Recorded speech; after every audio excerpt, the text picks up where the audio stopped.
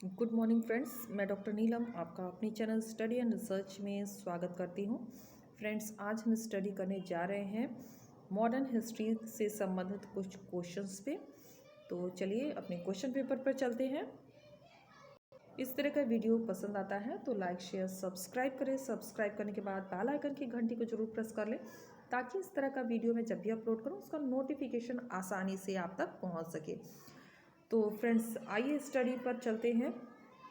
तो पीछे के क्वेश्चन से ही हम स्टार्ट करेंगे। पिछला जो हमने क्वेश्चन सॉल्व किया था वो किया था, डचों ने भारत में अपना पहला उपनिवेश कहाँ स्थापित किया। तो डचों ने जो पहला उपनिवेश स्थापित किया है वो किया है पुलिकट में। और एनवीएस पीजीटी 2019 का ये प्रश्न रहा है, इसकी डिटेल देख लेते हैं।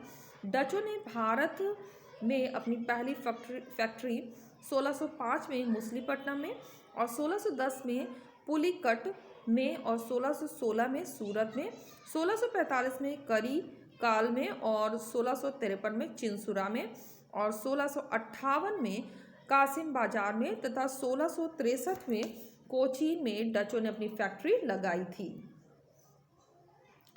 भारत आने वाले जहाजों का क्या नाम था।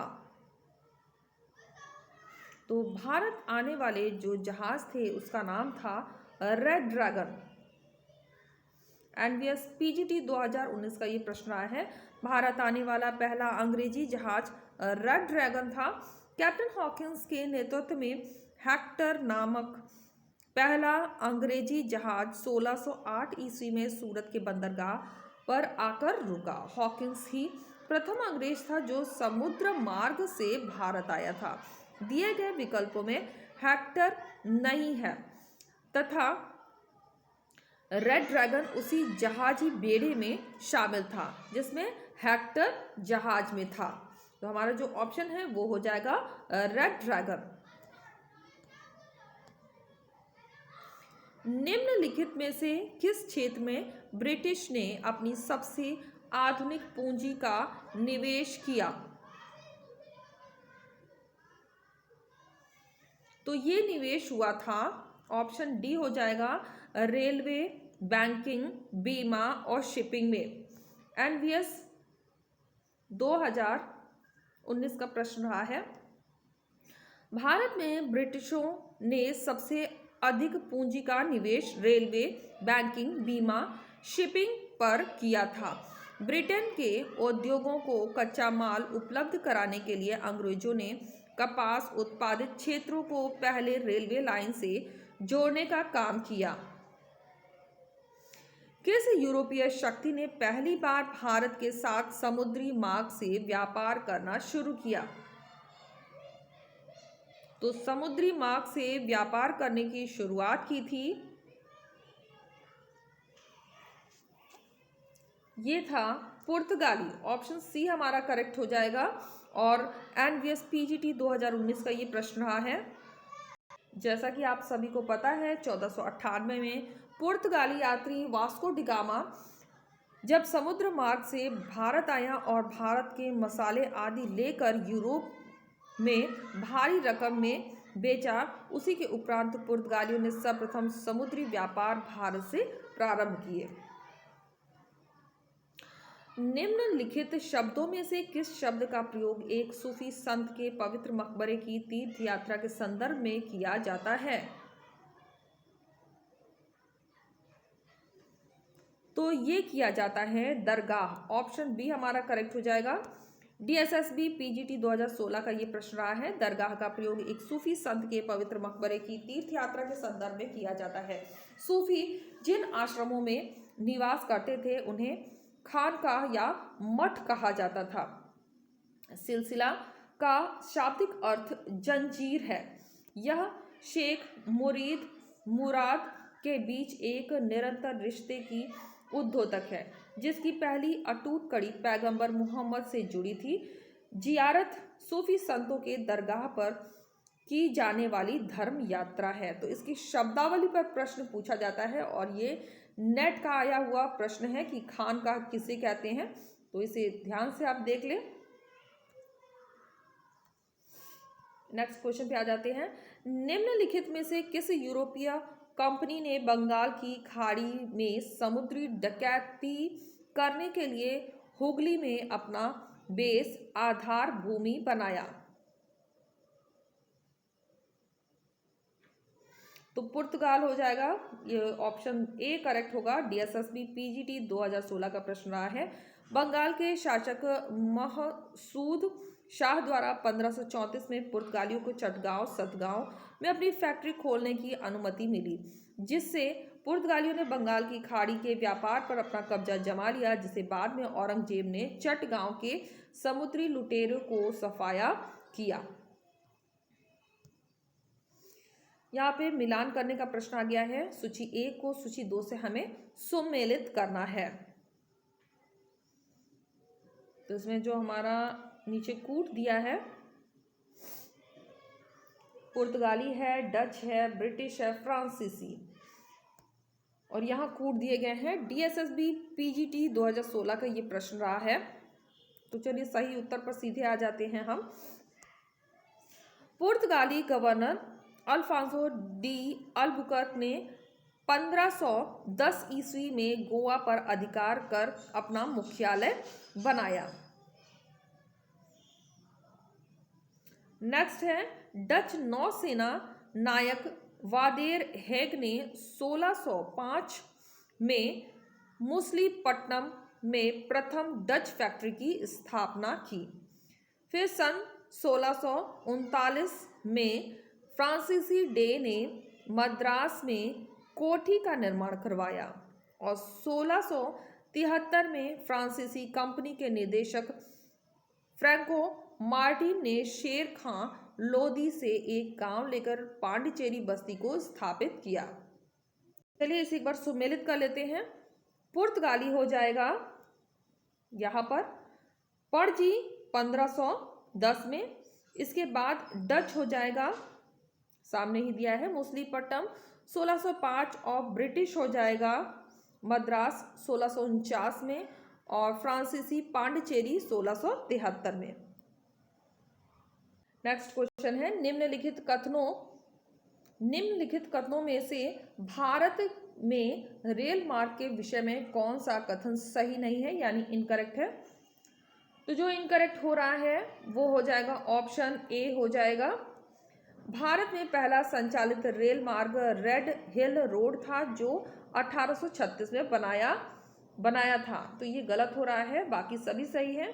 सही वाले ऑप्शन भी एक बार देख लेते हैं। राजा हनुमद्री के निकट 1845 में निर्माण सामग्री को ढोने के लिए बना संचालित रेल मार्ग सही है। और 6 अप्रैल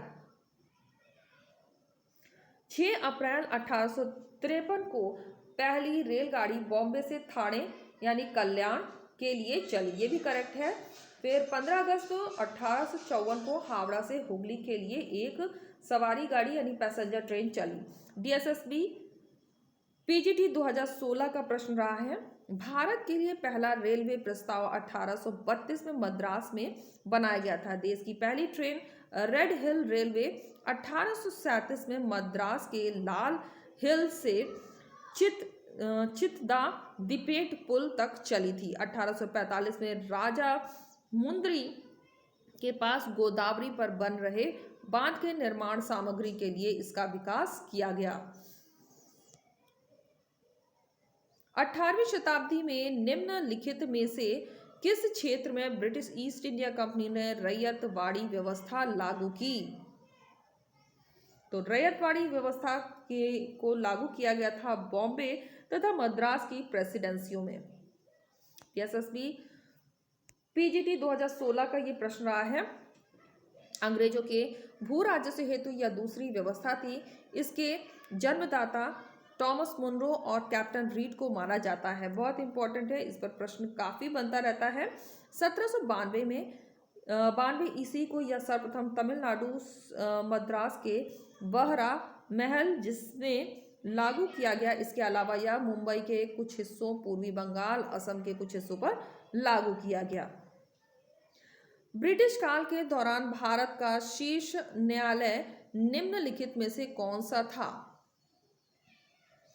तो शीर्ष न्यायालय जो स्थापित हुआ था वो था प्रिवी काउंसिल।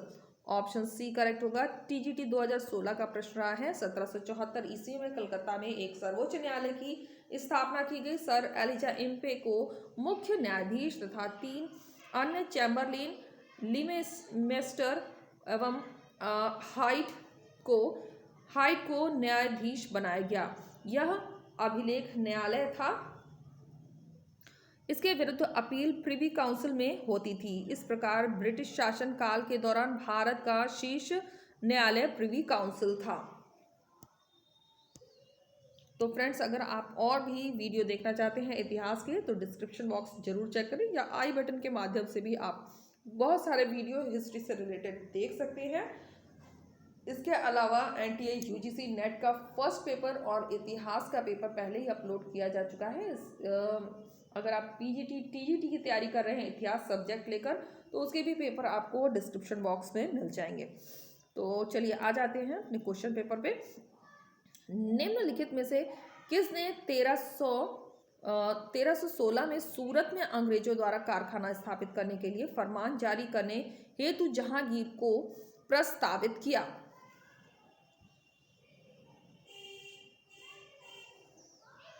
तो इसमें हमारा जो उत्तर बनेगा वो हो जाएगा, ऑप्शन में नहीं है। चलिए दूसरे पेज पर देखते हैं। तो यहाँ ऑप्शन हमारा डी करेक्ट होगा। अंग्रेजों द्वारा पुर्तगालियों के नौसैनिक स्क्वाड की हार। टीजीटी 2016 का ये प्रश्न रहा है। डिटेल देखते हैं। 6 फरवरी 1613 ईस्वी को जारी एक शाही फरमान जहांगीर की ओर से द्वारा अंग्रेजों को सूरत में व्यापारिक कोठी स्थापित करने तथा मुगल राज दरबार में एक एलची रखने की अनुमति प्राप्त हुई। जहांगीर ने ऐसा इसलिए किया क्योंकि वह अंग्रेजों द्वारा पुर्तगालियों के नौसैनिक स्क्वाड की हार से प्रभावित था। टॉमस एल्वर्ट के अधीन सूरत में ब्रिटिश व्यापारिक कोठी की स्थापना हुई। किस वर्ष में पश्चिमी तट पर महाप्रांतीय मुख्यालय सूरत से बॉम्बे स्थानांतरित हुआ? यूपी हायर एजुकेशन एग्जाम है जो कि 2018 में हुआ था। तो ये प्रश्न उसी से लिया गया है। तो इसमें हमारा ऑप्शन जो करेक्ट हो रहा है वो हो जाएगा सी 1887। ब्रिटिश शासन के दौरान एक गवर्नर बॉम्बे का मुख्य प्रशासनिक तथा राजनीतिक अधिकारी होता था। प्रेसिडेंसी की कार्यकारी सरकार को राज्यपाल द्वारा प्रशासित किया जाता था। भारत के गवर्नर जनरल के रूप में प्रेसिडेंसी में उसके पास समान शक्ति और अधिकार रहते थे। अब्राहम शिपमैन को 1662 में बॉम्बे का पहला रॉयल गवर्नर नियुक्त किया गया और 1664 में जब सूरत में शिवाजी के अधीन मराठा झुंडों द्वारा छापा मारा गया तो जॉर्ज ऑक्सडेन द्वारा अंग्रेजी कारखानों का बचाव किया गया। 1665 में बॉम्बे सरकार को 10 पाउंड के वार्षिक भुगतान के लिए ईस्ट इंडिया कंपनी में स्थानांतरित कर दिया गया। अंततः 1687 में कंपनी के मुख्यालय को भी सूरत से बॉम्बे स्थानांतरित किया गया तथा ब्रिटिश काउंसिल ने कंपनी के भंग होने के बाद इस क्षेत्र में और औपचारिक पुनर्ग्रहण कर लिया। नेक्स्ट क्वेश्चन पे आते हैं। कलकत्ता की स्थापना से पूर्व बंगाल में अंग्रेजों की सर्वाधिक बड़ी बस्ती कौन सी थी? यूपी हायर एजुकेशन एग्जाम 2018 और पीजीटी 2005 का ये प्रश्न रहा है। तो इसका जो उत्तर होगा वो हो जाएगा ऑप्शन सी हुगली। चलिए डिटेल एक बार देख लेते हैं। डिटेल कवर करने से एक साथ हम कई प्रश्नों पर अध्ययन कर ले रहे हैं, तो इसीलिए मैंने डिटेल स्टडी भी अभी स्टार्ट कर दी है। यूरोपीय वाणिज्य कंपनी में अंग्रेजी कंपनी सर्वाधिक सफल रही है। इसकी सफलता का प्रमुख कारण था इसका भारत सहित समूचे एशिया व्यापार के स्वरूप को समझना तथा व्यापार विस्तार में राजनैतिक सैनिक शक्ति का सहारा लेना था। कंपनी का प्रारंभिक उद्देश्य ही था भूभाग नहीं बल्कि व्यापार। 1619 तक अहमदाबाद, भड़ौच, बड़ौदा व आगरा में कंपनी के व्यापारिक कारखाने स्थापित हुए। इन सभी व्यापारिक कोठियों का नियंत्रण सूरत से होता था। शाहजहां ने पुर्तगालियों से नाराज होकर बंगाल के सीमित क्षेत्रों में व्यापार करने की अनुमति अंग्रेजों को दे दी। अंग्रेजों ने हुगली बंगाल में अपनी सबसे बड़ी बस्ती का निर्माण किया। इसके पश्चात कासिम बाजार, पटना, राजमहल में भी कारखाने खोले गए। अंततः औरंगजेब द्वारा अंग्रेजों को व्यापार के लिए एक फरमान जारी कर दिया गया। 1672 में बंगाल के मुगल सूबेदार शाइस्ता खां द्वारा अंग्रेजों को मिलने वाली व्यापारिक सुविधा को बहाल कर दिया गया। अगले क्वेश्चन पर आ जाते हैं। निम्नलिखित में से कौन सा गवर्नर जनरल पुलिस सुधारों के लिए जाना जाता है?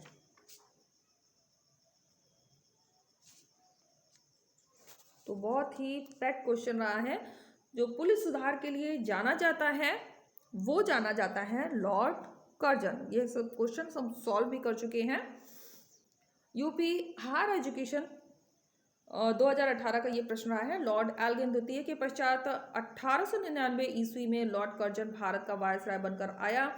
लॉर्ड कर्जन ने पुलिस प्रशासन में सुधार के लिए ड्यूट फ्रेजर की अध्यक्षता में पुलिस आयोग का गठन 1902 में किया। इस आयोग ने पुलिस प्रशासन को पूर्णतः अक्षम, भ्रष्ट एवं दमनकारी माना, परंतु पुलिस आयोग ने सभी स्तरों में वेतन की वृद्धि, प्रशिक्षण की व्यवस्था, प्रांतीय पुलिस की स्थापना व केंद्रीय गुप्तचर विभाग की स्थापना की व्यवस्था की। इन्हीं के काल में सर थॉमस रैले की अध्यक्षता में विश्वविद्यालय आयोग की स्थापना हुई।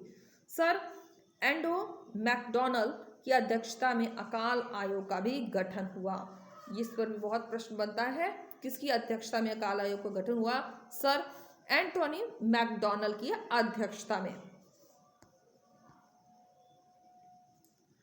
नेक्स्ट क्वेश्चन देखते हैं। निम्नलिखित में से किस दर्शन ने बंगाल में स्थायी बंदोबस्त 1793 में को प्रभावित किया था? तो जिसने प्रभावित किया है वो हो जाएगा विंग विचारधारा, विचार दर्शन। ऑप्शन ए हमारा करेक्ट हो जाएगा। यूपी हायर एजुकेशन 2018 का प्रश्न रहा है। लॉर्ड कॉर्नवालिस ने वॉरेन हेस्टिंग द्वारा अपनाई गई नीतियों की जगह उसके प्रशासन का और अधिक आलिंगनकरण करने का तथा ब्रिटिश सरकार के विंग सिद्धांतों को भारत पर लागू करने का प्रयास किया। इसका उद्देश्य भारतीय राजनीतिक परंपराओं के तथा कथित निरंकुश पक्षों को त्याग कर और इसके लिए न्यायपालिका कार्यपालिका के बीच शक्तियों का पृथक्करण सुनिश्चित करने सरकार के हस्ताक्षर को सीमित करना था। इसीलिए कॉर्नवालिस ने इस्तमारी बंदोबस्त, जिसे स्थायी भी कहते हैं, का आरंभ किया तथा इसके द्वारा कानून का शासन, निजी संपत्ति के अधिकार, व्यक्तिगत उद्यमशीलता को रीति रिवाजों की जकड़न से मुक्त करने तथा समाज व अर्थव्यवस्था को आधुनिक बनाएंगे। भारत में वैधानिक प्रशासन सेवा किसने और कब स्थापित की? तो इसकी स्थापना हुई है 1879 में लॉर्ड लिटन ने। लॉर्ड लिटन 1876 से 1880 तक रहे थे। को उनकी विद्वानता के कारण साहित्य जगत में ओवन मेरिडिथ कहा जाता है। इसके द्वारा किए गए सुधार कार्य निम्न हैं। 1876 से 78 में भयंकर अकाल पड़ा, अतः उन्होंने रिचर्ड स्ट्रेची की अध्यक्षता में 1878 में एक अकाल आयोग का गठन किया।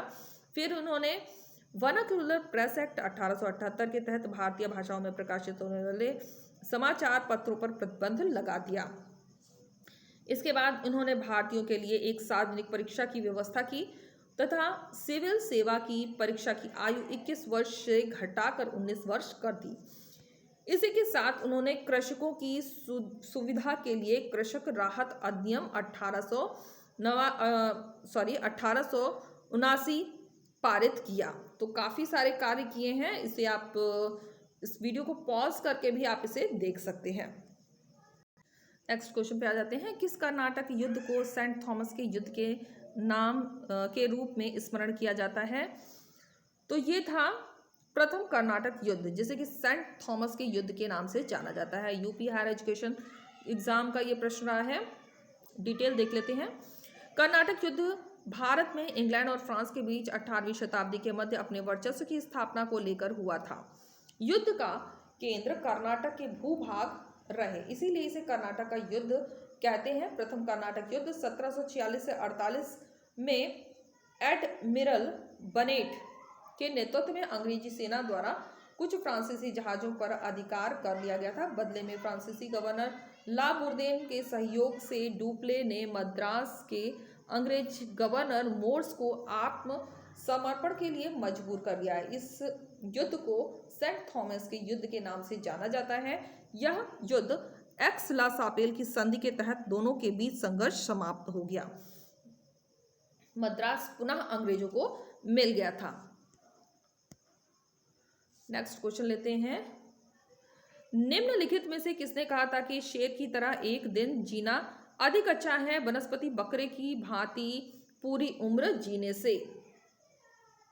स्टेटमेंट दी गई है, तो ये कहा था टीपू सुल्तान ने।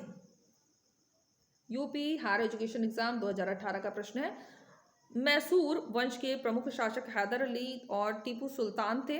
टीपू सुल्तान अपने पिता हैदर अली की मृत्यु के बाद मैसूर की गद्दी पर बैठा। इसे अरबी, फारसी, उर्दू, कन्नड़ भाषाओं का ज्ञान था। इन्होंने सुल्तान की उपाधि धारण की तथा 1787 में अपने नाम से सिक्के जारी करवाए। फ्रांसीसी क्रांति से प्रभावित टीपू ने श्रीरंगपट्टनम में जैकोबिन क्लब की स्थापना की और उसका सदस्य बना तथा स्वयं को नागरिक टीपू कहलाने लगा। उन्होंने अपनी राजधानी श्रीरंगपट्टनम में फ्रांसीसी और मैसूर के मैत्री का प्रतीक स्वतंत्रता का वृक्ष लगाया। चतुर्थ आंग्ल मैसूर युद्ध जो कि 1799 में हुआ के दौरान टीपू सुल्तान ने कहा, शेर की तरह एक दिन जीने से अच्छा है वनस्पति बकरा की भांति पूरी उम्र जीने से। इसी युद्ध में 4 मई 1799 को टीपू संयुक्त अंग्रेजी सेना से लड़ता हुआ वीरगति को प्राप्त हुआ। नेक्स्ट क्वेश्चन लेते हैं। निम्नलिखित में से ब्रिटिश काल में किसने स्थानीय स्वशासन का मुख्य सुधारक माना जाता है? यह माना जाता है लॉर्ड रिपन को। डीएसएसबी पीजीटी 2019 और यूपी हायर एजुकेशन दोनों का ही रहा है ये प्रश्न। लॉर्ड रिपन 1880 से 1884 भारत का सर्वाधिक लोकप्रिय गवर्नर जनरल था। इन्होंने अपने काल में अनेक सुधारात्मक कदम उठाए थे, इसलिए फ्लोरेंस नाइटिंगेल ने इन्हें भारत का उद्धारक भी संज्ञा दी। इसके द्वारा किए गए प्रमुख सुधार वर्नाक्युलर प्रेस एक्ट की समाप्ति जो कि 82 में की गई थी 1882, श्रमिकों की दशा में सुधार के लिए प्रथम कारखाना अधिनियम 1881 में, प्रथम वास्तविक जनगणना 1881 में शुरुआत की गई। स्थानीय स्वशासन संबंधी सरकारी प्रस्ताव को पारित किया गया। इसके अंतर्गत ग्रामीण क्षेत्रों में स्थानीय बोर्ड बनाए गए। जिले में जिला उप विभाग तथा तहसील बोर्ड बनाने की योजना बनी। नगरों में नगर पालिका का गठन किया गया एवं उन्हें कार्य करने की स्वतंत्रता एवं आय प्राप्ति के साधन उपलब्ध कराए गए। नेक्स्ट क्वेश्चन आते हैं। निम्नलिखित में से किसने 4 परिधीय न्यायालयों यानी सर्किट हाउस को आरंभ किया, जिसमें 3 बंगाल और 1 बिहार के थे? तो ये था कॉर्नवालिस।